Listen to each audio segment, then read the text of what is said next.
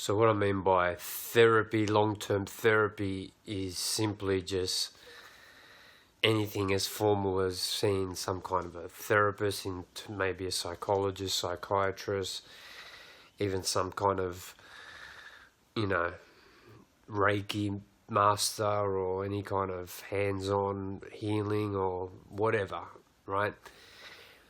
Anything that you're going to get some kind of relief long-term is an addiction. It's just another disguise. The problem with it is that obviously you'd be able to work out if you're going to something constantly to get some kind of healing, as the buzzword is, which is basically just relief, because if you're getting healing, you would be healed. It doesn't take long to... People think it takes ages to heal, or to do the healing work or whatever. It takes ages when you fluff around and you don't put focused energy into it. I had a good sister of the page send me a quote, we think, from Tony Robbins, saying that energy flows to where attention goes. So if your attention is just on healing, right, getting better, moving into happiness, energy will flow there to the proportion of focus and concentration you have on that. If you're going to go see a therapist and talk once a week, once a fortnight, or whatever it is, if it's ongoing, long-term, and there's no healing taking place long-term, then it's not working. And the reason why it doesn't work, and this is just my perspective, there's no responsibility taken. And like I said, formally it's in the form of psychologist or whatever, but you can get therapy by talking and offloading your shit to your partner, to your children, to your mum, your dad, your friends, your girlfriends, whatever. It comes in many forms, but anyone that's listening to your garbage as you unload all your shit onto them, and all your complaints and your excuses and judgments and whatever that makes you feel like you're getting shit off your chest, that is just leaving you feeling better. Again, it comes down to the Epicurean saying, where people go for the short-term fulfillment over the long-term fulfillment. The gratification in the short run is getting your shit off your chest, unloading it onto someone that you're paying to listen to you, or someone that's a very good person and a good heart that's just going to listen to you because they don't know how else to tell you to buzz off and to stop talking. However that takes place, that is stopping you from taking responsibility for your own junk. And the lack of responsibility is the actual thing that stops you from actually accepting and acknowledging where you truly are. Because if you're constantly unloading it onto your therapist or whoever it is that's listening, you feel better because it's off your chest, it's off your mind in that moment. But we all know the subconscious is the iceberg underneath the water, and the tip of the iceberg is what you unload off onto your friends or therapists. But the issue is the big monster mama iceberg that's under the water that you don't see, which is the subconscious, which is the patterns and conditioning and the environmental stresses that you were raised in that created the problems that you're having today. They don't get resolved by therapy, right? That's where the problem is. Couples therapy, any kind of fucking therapy, right? It's not addressing the underwater iceberg that needs to be addressed. And how do you do that? I can just hear you telling me, Shane, how do you address the subconscious patterning so that we get it off our chest well and truly? Well, it comes down to your emotions, believe it or not. It comes down to the habitual reactions, the habitual projections and the filters that you put on the world, how you see the world, your beliefs, your values, what's true, what isn't true, what do you do and what don't you do. That's all subconscious patterns are.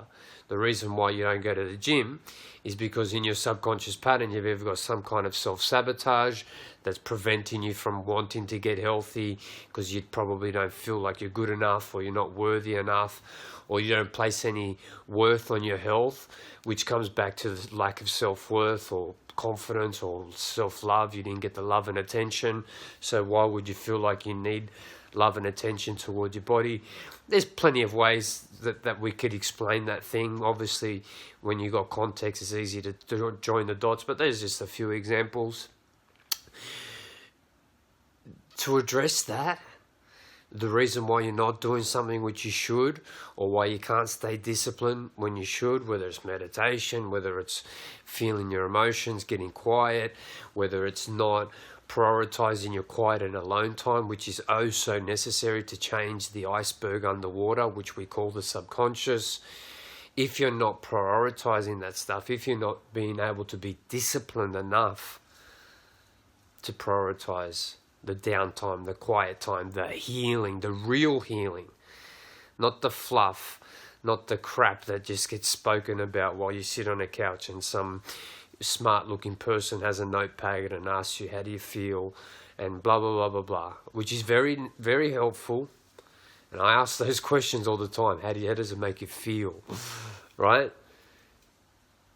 But if it's not working, and then the telltale sign, if you know if it's not working, if after a long period of time you're still going to sit on that couch and unload your problems, or you're still going to have coffee with your best friend who puts up with your junk and listens to every word that you say, and it's been going on for years and years, it's not working, and it will never work.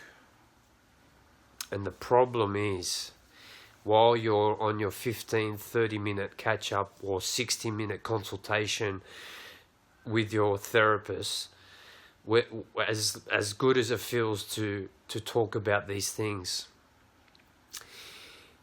the years go by and you get older and older and older. And as the years go by, your dissatisfaction with yourself, your dissatisfaction with the relationships around you, your dissatisfaction with the everyday life that you wake up to and that you drag your bum around to every single day gets worse and worse. So even though the coffee catch-up or the lounge consultation feels good in the moment, if it's happening for years already, it's going to keep happening for years and years.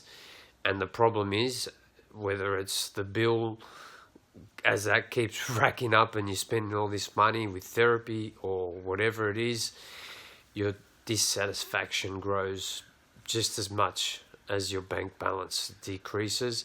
Your dissatisfaction increases proportionally to that amount.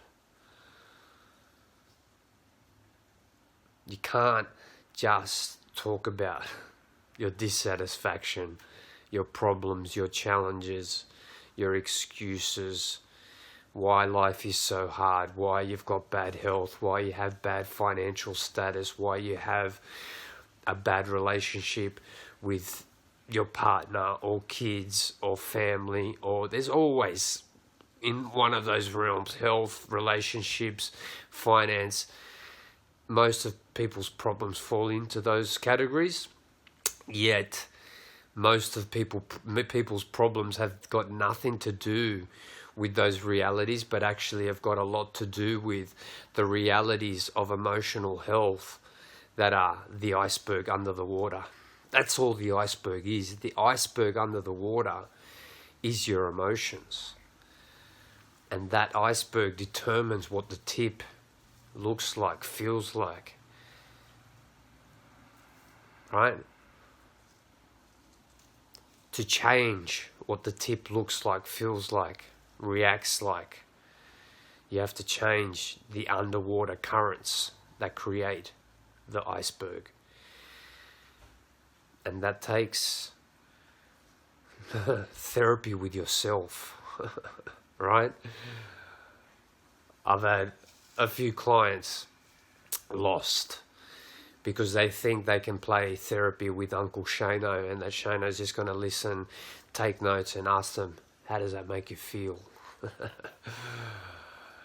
Well, you will soon start to meet my successful clients who we do listen and talk and converse, but that we actually set challenges and we set homework and we set rituals in place so that when the phone call finishes with Uncle Shano, they go out and take responsibility and prioritize the work themselves by making time to meditate, by making time to set quiet time to feel emotions, by taking time to write down about the emotions, by taking the time just to be with the emotions, by being disciplined to take away the addictions, by being disciplined to break away from the family that's holding you back, by breaking away from the friends that are holding you back, by breaking up with the person you're sleeping with, by changing the environment that's creating the problems in the first place.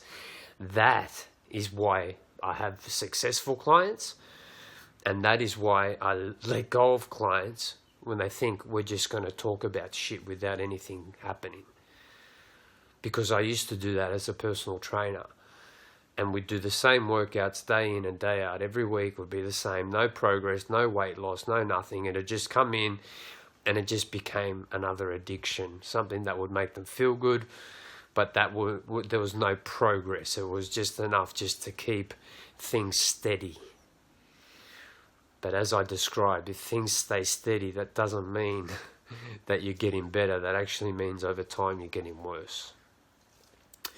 So I took a stand to make sure that now that I am an emotional coach or life coach or whatever people think I am, that those patterns were no longer going to continue and that I was going to draw a line in the sand. And it's tough for me because I have to have the uncomfortable conversation and say, look, sister, brother, this isn't going to work unless you do X, Y, Z. We can't just keep talking about the same shit with different colours every single time we have a chat. And it works. It's uncomfortable, it's upfront, it's honest, it's raw, but it's very much necessary to change the currents that create the iceberg under the water. So there you have it, the takeaways. Be mindful. Be mindful if you find yourself having therapeutic conversations with the people around you, or if you are actually paying some kind of a therapist to listen to you. It is very much necessary for some people, and it is very helpful. In most cases, it is helpful. But be objectively honest and truthful with yourself and be like, okay, this is very helpful for me to go see my therapist, psychologist, psychiatrist, whatever. But is it helpful for the short term? And is it contributing to long-term happiness? Am I getting better over time? And that goes for any workout, that goes for any diet, that goes for anything in life. If you're not getting better over the long term, the diet's not working, your exercise program's not working, if you're meditating and over the long haul you don't feel the inner peace that everyone raves on about, it's not working. You got to do things that work, but the only way you figure out if they work is if you be objectively honest with yourself.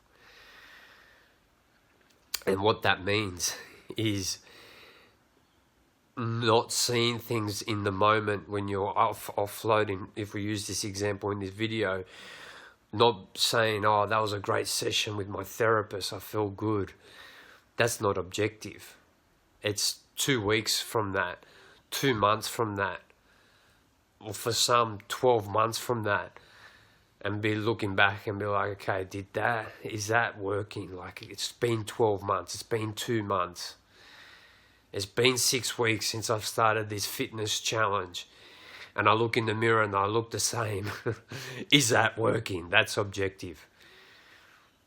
And you look in the mirror and you're like, no, nothing has changed. My body is exactly the same. And I'm working out 3 to 4 times a week. I've changed my diet. I'm doing everything the trainer's telling me. But I look exactly the same. And some trainers will say, oh yeah, but it takes time. I'm thankful I never said that. Thankfully. It doesn't take time. Yes, maybe it takes a couple of weeks for the metabolism to change and shift and whatnot. But by 6 weeks, any therapeutic practice, any change in diet, any change in workout program, any change in lifestyle, if you're going to sleep earlier, if you're getting rid of the TV, if you're reading more, if you're meditating every day for 6 weeks, if you're doing anything for 6 weeks regularly, consistently, in 6 weeks' time, there has to be a movement, there has to be a progression. And if there's not, you're doing nothing to change the underwater current, to change the subconscious patterns, to ultimately change your happiness. There's nothing being changed. 6 weeks is enough time to see change. So if you want to learn how to be objective, look at your life in 6-week increments and be like, okay, am I the same as I was 6 weeks ago? Yes. That's not good, right? It's not good to be the same person you were 6 weeks ago. There has to be evolution in some department. Your energy, we all have, it's true, we all have a limited amount of direct focus and whatnot each day. Willpower is what they call it. We do have limited amounts of that. You can let that go scattered into letting the subconscious, the underwater currents determine where that energy goes in the form of projections, in the form of reacting to life, in the form of just going and doing day-to-day things without thinking twice why you're doing them. You can let that energy go to that.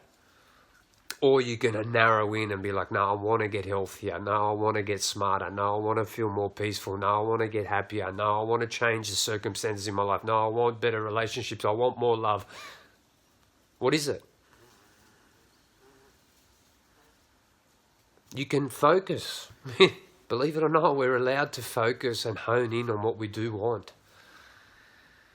But it's with that focus, day in and day out, 6 weeks, with that focus into one direction gets you a change, believe it or not. And if in 6 weeks' time you're not getting any progress, like I just said, it's because your energy's going all over the shop, you're not taking responsibility. Because you get the short-term payoff when you go to your Tuesday night session with your psychiatrist, or you got your Saturday morning catch-ups with Jenny, or whatever it is. There's no 6 weeks of focus.